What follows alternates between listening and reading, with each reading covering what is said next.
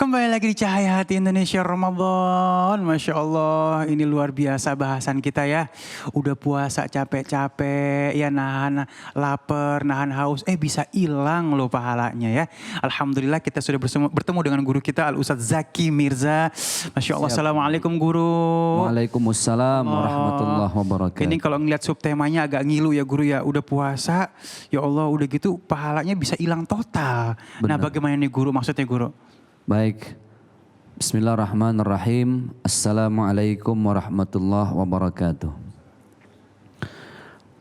Alhamdulillahi wa kafa. Assalatu wassalamu ala sayyidina Muhammadinil Mustafa. Wa ala alihi wa ashabihi ahli sidqi wal wafa, amma ba'd. Pemirsa Cahaya Hati Indonesia iNews yang berbahagia dimanapun Anda berada, meskipun kita tetap harus di rumah aja, nggak kemana-mana, tapi jangan mati gaya, terus berkreasi dan tetap berusaha untuk bermanfaat bagi siapapun. Abang saya, Bang Ali Zainal, mudah-mudahan Allah terus sehatkan badan beliau, berkahkan rezeki beliau dunia akhirat. Ustazah kita subhanallah, band kita juga semua biar pada sehat walafiat. Amin ya rabbal alamin. Memang tahun ini bulan Ramadan kita hadapi dengan pola hidup dan pola ibadah yang sangat berbeda dari Ramadan-Ramadan sebelumnya. Tapi yang tidak hilang adalah di bulan Ramadan tahun ini semua orang selalu saling meminta maaf, berusaha. Iya. Jadi bukan cuma pas Idul Fitri. Nggak usah jauh-jauh deh. Buktinya tadi saya masuk ATM ada yang minta maaf. Aduh, ya siapa guru yang minta maaf? Maaf, saldo Anda tidak cukup. Ya, begitu. Itu mah beda lagi guru.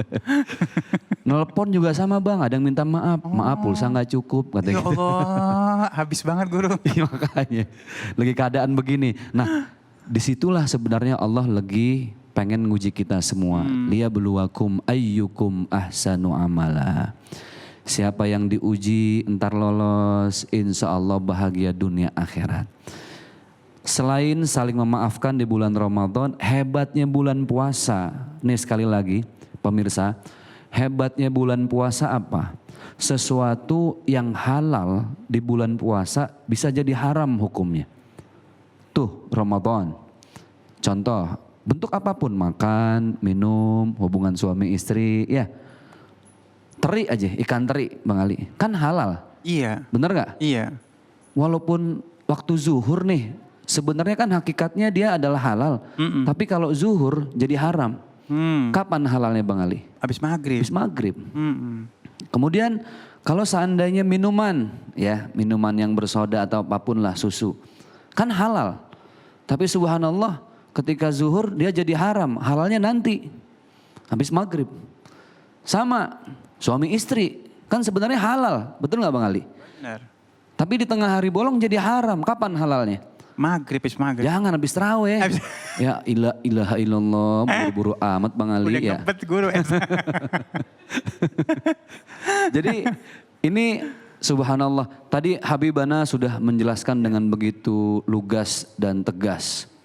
Apa yang pertama, ternyata puasa kita selama ini hanya menjadi bagian dari orang-orang yang berpuasa, tapi puasanya puasa orang yang awam. Puasa orang yang hanya menjalani lapar dan haus.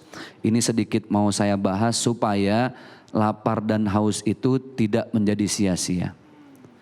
Wa qala an-nabiy sallallahu alaihi wasallam, baginda Rasulullah beliau bersabda, kam min sa'imin laisa min siyamihi illal ju' wal atas.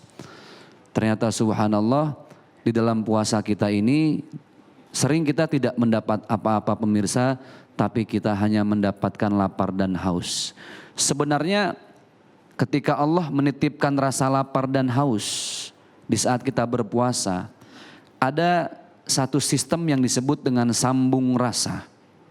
Rasa haus dan rasa lapar. Kenapa dikatakan sambung rasa? Karena cuman rasa lapar dan rasa haus yang bisa menyambung olah fikir dan hati, supaya hati sadar, olah fikir sadar bahwa ternyata semua hidup, jasad, fisik, tubuh itu semua hanya titipan dari Allah Subhanahu wa taala. Ketika perut bertemu dengan rasa lapar, disambung oleh rasa lapar perut itu, maka dia akan merasakan la haula wala quwata illa billahil aliyil azim. Kalau ngomongin masalah makan, orang nggak makan 3 hari masih bisa hidup lah ya. Tapi kalau orang udah nggak kena air sehari, subhanallah, bagaimana dia mau hidup? Hadza min fadli rabbi. Inilah karunia dari Allah Subhanahu wa taala. Rasa haus menyambungkan rasa kepada olah fikir kita bahwa ternyata betapa penting rezeki air. Yang namanya air itu betapa penting dalam kehidupan. Bahkan menurut analisa 85% bahkan 90% lebih isi bumi ini adalah air laut. Maka rasa lapar dan rasa haus ini bisa menyambung kepada olah fikir dan hati. Itulah kenapa diwajibkan kepada kita. Supaya dalam 30 hari hati kita semakin sadar, pikiran kita bisa lebih terolah. Supaya pikiran dan hati pada akhirnya dengan rasa dan lapar yang tersambung, lebih dekat lagi kita kepada Allah Subhanahu wa taala. Hebat bulan Ramadan. Maka bulan Ramadan diambil dari asli kalimatnya adalah ar-ramad. Ar-ramad ini artinya batu panas yang dapat membakar apapun yang ada di atasnya. Fahuwa ar-ramad. Jadi ini batu saking panasnya, apapun yang nempel di atas batu itu angus. Kertas angus, bahan angus, apapun angus. Sebenarnya bulan Ramadan adalah bulan di mana kita harus menghanguskan semua khilaf, semua salah, semua maksiat. Sehingga ketika kita masuk di bulan selanjutnya disebut dengan Idul Fitri. Semua dosanya terbakar, semua khilafnya terbakar. Nah, supaya bulan Ramadan ini mampu membakar semua dosa dan khilaf kita. Apa saja sih yang hal-hal yang bisa menghilangkan pahala puasa kita? Yang pertama, hati-hati dengan pola fikir yang tadi saya sampaikan di atas. Lapar, haus itu sambung rasa kepada pola fikir. Kenapa? Hanya orang yang sedang dalam keadaan lapar, dia bisa menghindari suuzon, buruk sangka. Selama ini kalau kita perhatikan, orang kalau terlalu kenyang bawaannya nggak bisa mikir. Tapi terlalu lapar, emosi, amarah. Serba salah jadi manusia. Itulah kenapa ada yang namanya puasa. Supaya disambungkan rasa kita kepada Allah Subhanahu wa taala. Akal bisa menghilangkan semua pahala kita. Bisa menjadi ambyar itu pahala puasa. Dengan apa? Dengan selalu berpikir jelek sama orang lain. Maka rasa lapar yang dititipkan Allah sepanjang bulan Ramadan, ini lapar ngajarin kita jangan sering-sering ngelihat orang dari sisi jeleknya doang. Contoh, saya kemarin dapat ilmu dari Irfan Hakim, walaupun beliau bukan ustadz, tapi kan kebaikan bisa kita ambil dari siapapun. Dia ambil gelas, isi airnya cuma setengah. Dia bilang, Ustadz, yang Ustadz lihat yang isinya apa yang kosongnya? Kan isinya setengah, kosongnya setengah. Dia tanya, yang Ustadz lihat, yang semua orang lihat isinya apa kosongnya? Isinya. Isinya air setengah gelas. Belum ada orang bilang kosong setengah gelas. Betul nggak kira-kira? Air setengah gelas. Seharusnya seperti itulah kita. Kita ngelihat air setengah di gelas. Yang kita lihat keberadaan airnya. Begitupun dengan orang lain. Kalaupun ada kebaikannya, walaupun cuma setengah, lihat kebaikannya, jangan lihat keburukannya. Jadi orang yang puasa capek-capek, pahalanya bisa hilang cuma gara-gara lagi puasa, mikir jelek sama orang lain, awalnya lihat status orang, kepo, jadi suuzon. Makanya paling enak kalau lagi puasa, udahlah nggak usah kepoin status orang lah ya. Mohon maaf lahir batin ya, kan status WhatsApp orang itu kan kalau dia baru update ada ijo-ijo tuh. Bintik-bintik itu titik ya, makin banyak update status makin bintiknya. Apalagi itu yang baru update status orang yang emang Ramadan ini lagi kita gedek banget bener. Itu makin penasaran loh. Kita buka, aduh jadi bete, nggak dibuka, nggak bisa tidur. Nah itu kan. Jadi subhanallah orang kalau udah mikir jelek sama orang lain, semuanya jadi jelek. Jadi hidup itu santuy aja lah, santai aja. Rezeki udah diatur. Itulah kenapa kita dititipin rasa lapar supaya nyambung rasa keolah fikir sehingga pikiran kita jangan terlalu banyak mikir jelek ke orang lain. Selama masih ada baiknya walaupun sedikit kayak air di dalam gelas tadi, lihat aja baiknya. Hidup akan jadi indah, bener, serius. Kita nggak akan pernah pusing mikirin kejelekan orang lain. Karena bisa jadi orang yang kita pikir jelek bisa jadi ternyata di mata Allah kita yang jauh lebih jelek. Kita yang merasa orang soleh ternyata subhanallah orang yang kita pikir jelek ternyata orang itu jauh lebih soleh dari kita. Jadi itu yang pertama ya pemirsa Bang Ali lagi puasa ini kalau kata Habib tadi supaya menjadi puasa yang khusus tidak sekedar puasa orang awam. Maka mari di tengah-tengah puasa ini selalu kita beristighfar di saat kita lagi ngelihat kejelekan orang lain. Itu. Banyak-banyak baca istighfar aja udah. Astagfirullahalazim, astagfirullahalazim. Tapi kalau udah istighfar kudu pakem remnya. Jangan blong. Astagfirullahalazim, koma. Tuh ngomong-ngomong si Anu bagaimana itu urus? Kan nyambung lagi. Itu yang namanya olah fikir. Sebuah sambung rasa dari rasa lapar yang ada di bulan Ramadan. Nah yang kedua, yang bisa menghilangkan pahala puasa kita apa? Nih hati kalau udah gedeg sama orang, udah iri, udah dengki. Aduh ya Allah, apalagi udah masuk tahap dendam kesumat. Itu tajam. Sampai kapanpun tuh orang gak akan pernah kita temuin kalau seandainya kita belum memaafkan hati sendiri.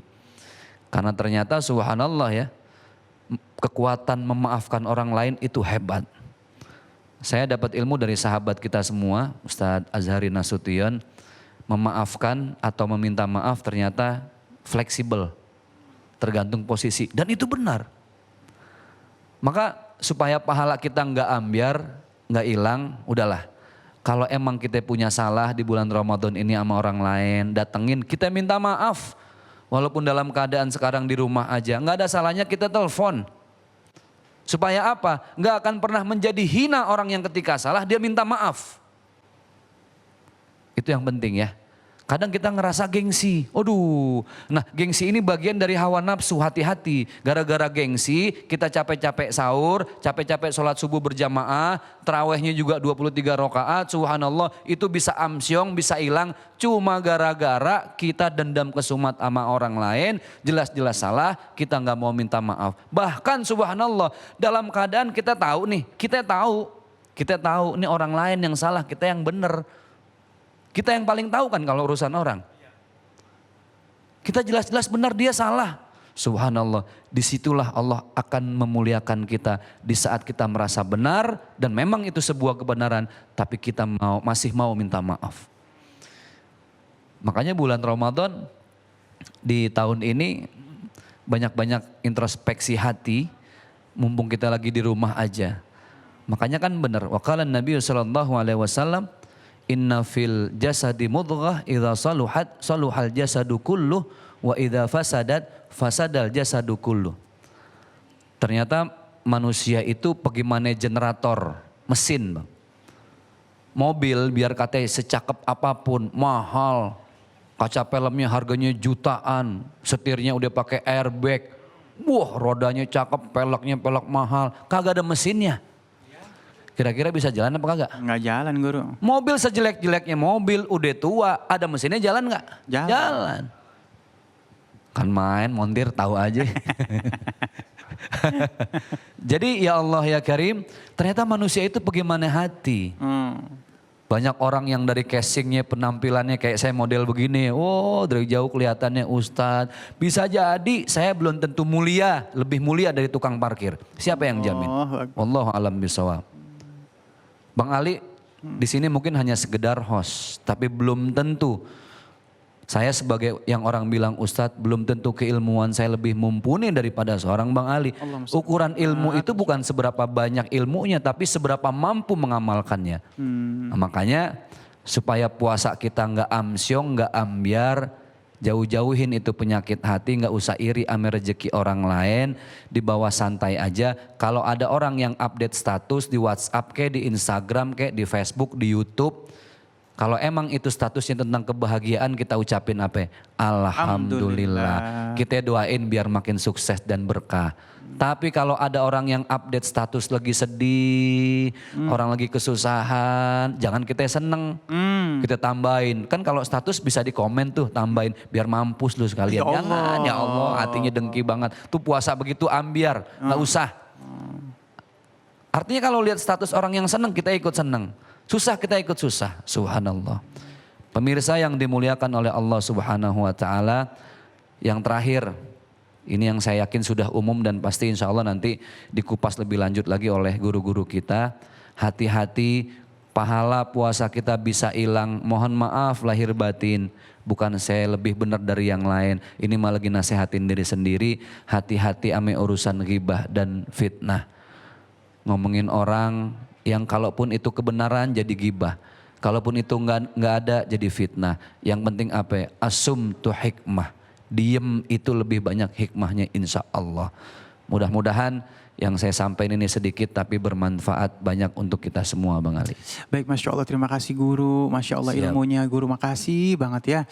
Jadi insya Allah kita amalkan karena barometer seseorang itu bukan banyak ilmunya tapi bagaimana cara dia mengamalkan dari ilmunya. Masya Allah, luar biasa kalimat itu ya.